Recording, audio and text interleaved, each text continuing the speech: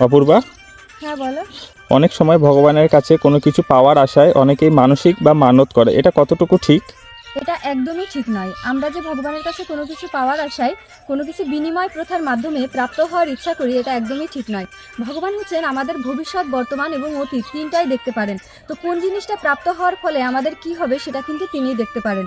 তাই যদি আমাদের কোনো কিছু প্রাপ্ত হওয়ার মনোবাসনাও জাগে, তাহলে আমাদের অবশ্যই ভগবানের কাছে এমনভাবে সেটা চাইতে হবে যে আমার যদি ওই জিনিসটা পাওয়ার পরে আমার জন্য ভালো হয়, বা আমার জন্য যদি তুমি মনে করো যে হে ঈশ্বর এটা আমার জন্য মঙ্গলময়, তাহলে সেটা তুমি আমাকে দিও, কারণ তুমি একমাত্র যে হচ্ছে আমার সব কিছু জানো এবং দেখতে পারো। তো আমাদের সবসময় প্রেম দিয়ে, ভক্তি দিয়ে এবং ভালোবাসা দিয়ে সেটা ভগবানের কাছে চাইতে হবে বা প্রার্থনা করতে হবে।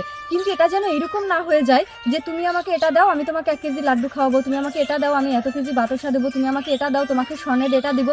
এইরকম যেন কোনো বিনিময় প্রথা সেটা না হয়ে যায়। তারপরেও অনেকে এটা করে বা ভক্তের ভাব অনুযায়ী অনেকে এরকম প্রার্থনা করে থাকে, কিন্তু সেটা আপনি একদম ওইরকম ঠিক করে দিবেন না যে আমার এটা হলে আমি এটাই দিব। এরকম না দিয়ে আপনি যখন সেটা প্রাপ্ত হবেন প্রার্থনা করার পর, তখন আপনি চাইলে আপনি ঈশ্বরের উদ্দেশ্যে কোনো কিছু দান করতে পারেন বা ঈশ্বরের উদ্দেশ্যে সেটা প্রদান করতে পারেন। তো অবশ্যই সেখানে যেন ভক্তিটা বজায় থাকে, ঠিক আছে? সেটা যেন কোনো প্রকার বিনিময় মাধ্যম না হয়ে যায়। তো এটাই হচ্ছে সবচেয়ে বড় বিষয়, আর এই মানত বা মানসিক করা উচিত নয় এইভাবে।